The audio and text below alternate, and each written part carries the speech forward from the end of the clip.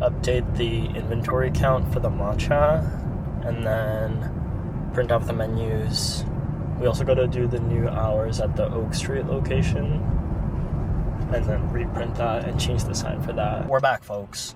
We're back in gloomy Vancouver. Oh, our frozen matcha also live today. We'll see how that goes.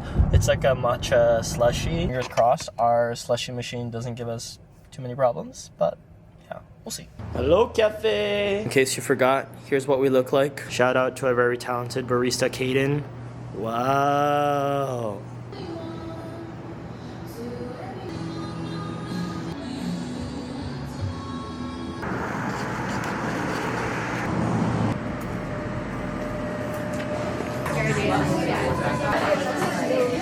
Wow. Strong. Really strong. Yes. And it's sweet. But it's not too sweet at all. I'm saying this like it's strong enough and it's sweet enough. I'm gonna say something really niche for the Asians out there. Not the close-ups. It's not that close up. It's not that close up.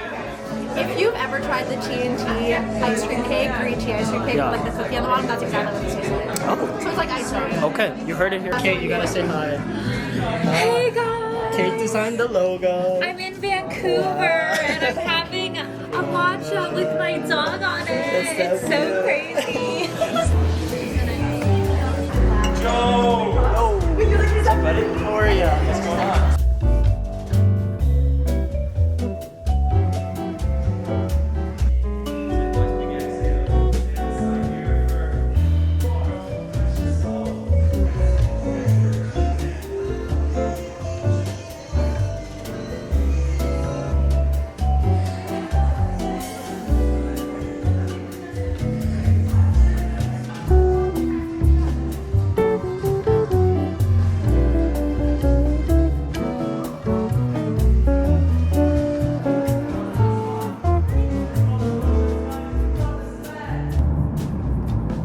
Hello, Jasper. Come say hi. My favorite buddy. Hi, how are you? Got some pork and chive dumplings from Kamwai and Dad's dumplings, whatever these are. Alright, as a little snack, we got some dumplings. If you're able to, try and support your local Asian restaurants, especially if they have like a to-go or frozen food section, because trust me, the dumplings will be way better than like the store-bought ones. Got some kimchi, of course. Yup. This morning, it was actually pretty hectic. A lot of like changes and new additions, but we also did another matcha pre-order. So that went live, just different people coming in. Like, it's still so cool that I get to meet my friends at my own coffee shop. But yeah, the frozen matcha is going really well. A little too well. Like, we're selling it pretty quickly, which is great because it's very like low. It's mostly prep. The actual like labor, it's like, you know, obviously there's no whisking involved. It's just like pressing a button. But it's a lot of prep, it's a lot of matcha. But yeah, it feels good to be back. Europe, you guys only saw like the first half of it.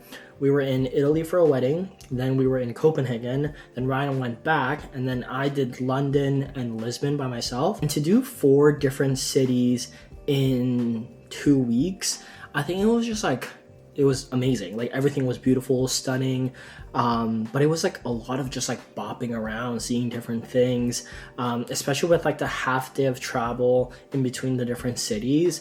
Like, it was a lot, especially for an introverted homebody like myself. Like, I was just so excited to come back home. But yeah, Europe was amazing. Like we mentioned in the previous vlog, it was both of our first times ever in Europe, and we were trying to like disconnect from work as much as possible, but because our new kits location was only, I think, like 3 or 4 weeks old when we left, we were just, you know, just keeping in touch, making sure everything was good. But we fully trusted our team. They absolutely killed it, and you know, the place didn't burn down, so that's that. Feels so good to be back. Got a little movement in. I'm still kind of like easing back into it. I'm not gonna do anything too heavy or too intense. Taking like 2 weeks off. Even before that, I went a little bit easier with my workouts just because it was just too much with the new cafe opening. But yeah, excited to just like get back into routine, start up my workouts, and just get back into things. Like, I love my routine so much. I think next time when we travel to Europe, I would love to just like pick one kind of country or city, and maybe just like stay there for a week or two so that we can build like a mini routine, you know, maybe have like a local gym that we go to, a cafe that we work out of. But yeah, I think some sort of like consistency is good for me, even while traveling. Obviously the point of travel is to like experience new things, but you know, there are different ways to travel, and I think for me, like bopping around to so many locations, trying to see as much as possible isn't my favorite way of traveling. The rest of today is just going to be a lot of like sit down admin work. I should also probably drink some water because all I had today were iced Americanos and frozen matchas. So yeah, go drink some water. Is it raining? It's raining. Oh my gosh.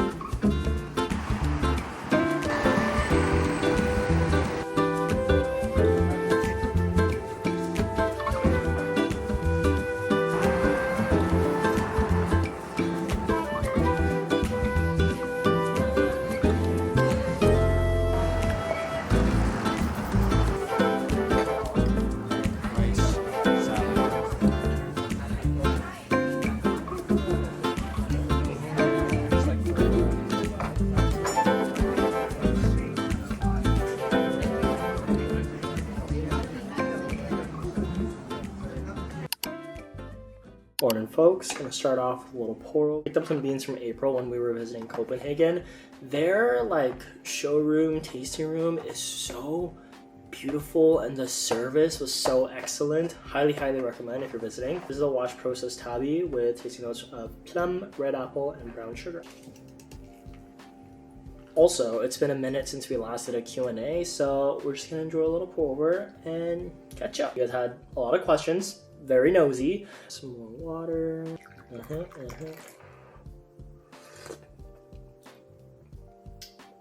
is delicious. How has been the transition from boyfriend to fiance? Nothing's changed other than when we meet new people. I obviously introduced Ryan as my fiance. Do I though? I feel like maybe I still use the word partner. Maybe, I don't know. It's still, I guess, a little bit foreign. But nothing's really different. Like, we live together, we work together. Nothing has really changed. But yeah, so far so good. The ring is still on my finger. The ring is still on his finger. So yeah. How's the wedding planning going?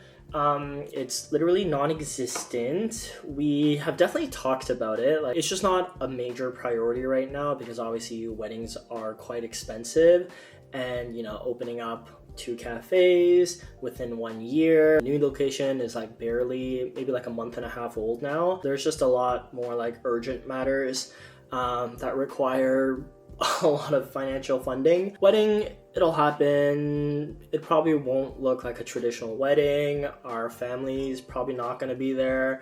So maybe just like a big party with our friends. Yeah, in terms of like wedding planning, pretty much non-existent. How's the work-life balance now that you have 2 locations and you're still doing social media? I think when you're doing, you know, any type of like freelance or non-traditional work, the like term work-life balance just looks a little bit different.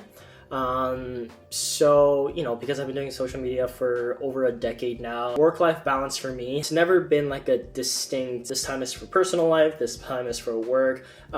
It's always just kind of like intertwined, especially when I first started, you know, I was doing a lot of vlogging my personal life. Even within that like intertwined nature of, you know, vlogging being working, but also vlogging your personal life, just things just take higher bandwidth and priorities depending on what's going on. So, you know, for day to day, there's not a ton that I'm really sharing unless it's like highly curated for the cafe, or, you know, there might be some aspects of filming, but it's really low effort. So I'm still able to get that like personal, like real life experience, but still filming. Like, you know what I mean? It's never a 100% this, a 100% vacation. Like, even when we went for 2 weeks, I filmed 4 ads for short form content for different clients.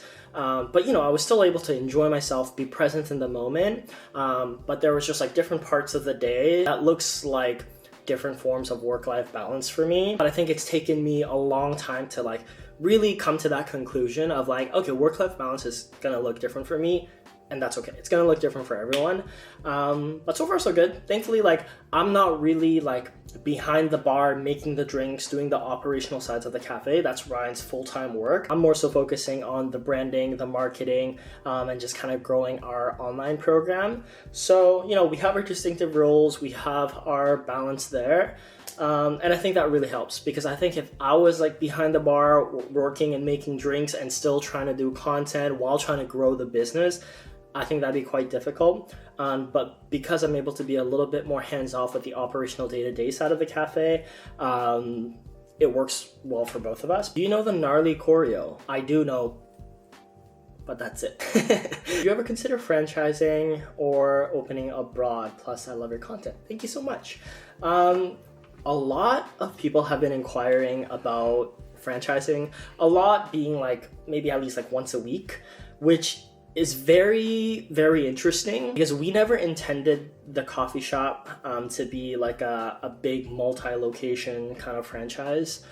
Because I think to its core, when I think of kind of like our values and how we differentiate ourselves from other cafes, obviously we share a lot of the behind the scenes of how we started as a pop-up, how we got, you know, started with no funding or investors or daddy's money.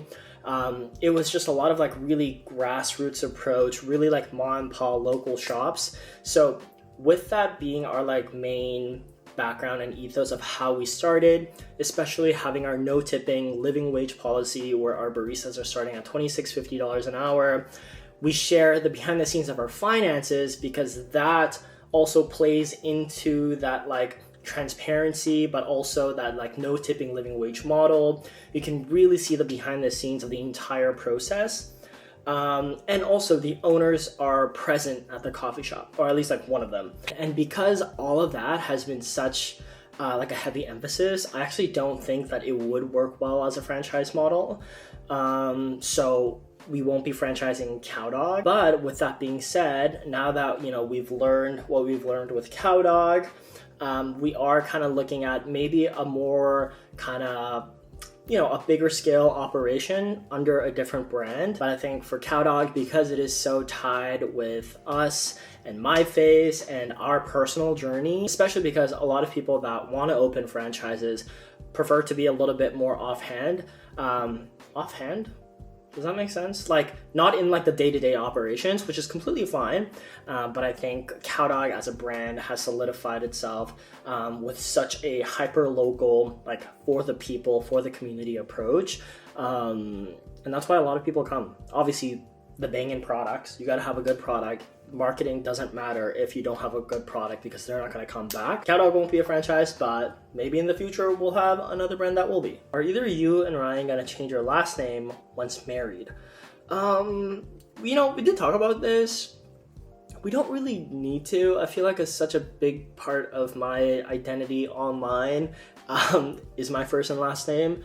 If anything, like hyphenated, or maybe just keep everything same online for SEO purposes, and then just change it for like legal reasons. But yeah, I don't know. I think a lot of even just like straight couples aren't really changing names, but who knows? We'll see. A lot of people asking about when is the wedding? And you know what? Initially I thought, you know, wedding's not a big deal, but even if we kept it low key for ourselves, I think it is really nice to see just queer weddings, because we don't see it as much. I feel like we saw a lot more of it maybe like 5 years ago, but now with all the shit that's happening in the world, I think, you know, it's important to kind of celebrate queerness and queer love. And yeah, I don't know, maybe it's just one of those things where, like, you know, for us, we'll do something a little bit more intimate, but I think it's always nice, especially for like the younger generations coming up, to see more representation. So yeah, like I said, nothing yet, but who knows? Okay, I feel like this is a good final question. What is next for you guys, personal and business-wise? Personal-wise, we are definitely... Oh, we're actually hoping to go to Japan. When we first started our matcha program, we were using our matcha importer, but now we're actually importing directly from Japan ourselves. So we would love to go visit the farmers and just build that relationship. But yeah, I think just kind of like, I don't know, just enjoying life, even though like things are getting busier and busier, enjoying things as things are happening, because yeah, these are the golden days, probably, even though, like, you know, things are busy and stressful at the cafe sometimes. I think, yeah, we'll be able to like look back and be like, hey, remember like when we opened a cafe and we had no idea what we were doing, but the community like really supported us. Yeah, just trying to like take everything all in as it's happening. In terms of business, I think just, you know, maintaining everything, making sure our quality doesn't dip, especially now that we opened 2 locations. And yeah, kind of growing the online e-commerce matcha side, and hopefully maybe some dedicated matcha cafes, maybe in New York or Toronto or LA. Who knows? If you're an investor, hit us up. Well, hope you enjoyed catching up with me and Jasper. He is completely zonked out. Hey buddy, do you wanna... Hi. Can you give me a fist bump? Come on! Oh, okay, yes, such hard life. What a hard life.